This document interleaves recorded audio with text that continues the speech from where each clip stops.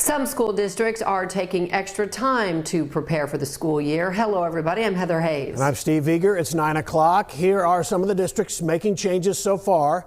Denton ISD pushing its start date back 2 weeks to August 26th.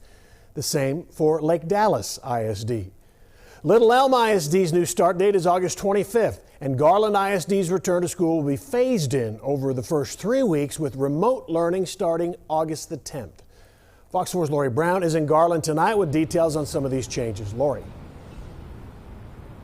Steve, earlier this week, the state gave school districts leeway to delay the start of in-person classes by up to 3 weeks. And today we are seeing several school districts letting parents know about a change in plans.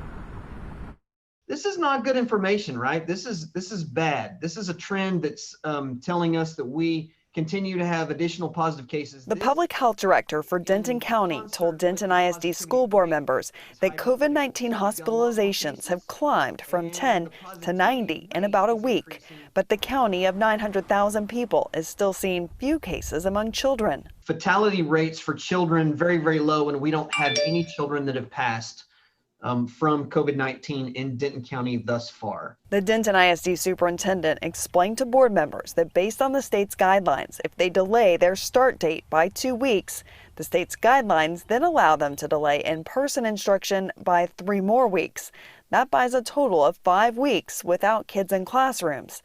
Even so, Dr. Richardson explained there likely still won't be a vaccine or herd immunity by the end of that time. We're trying to manage transmission of the disease by limiting human interaction.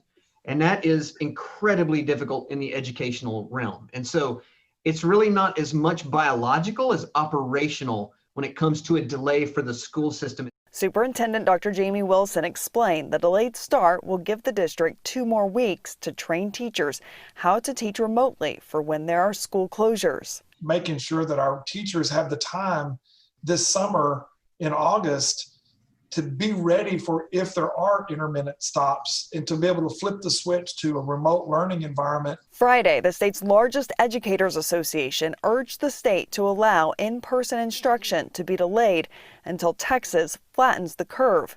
Some teachers in Dallas agree. We can and should continue to teach remotely. It isn't the easier option for any of us, and it's certainly the least fun, but it's the safest option.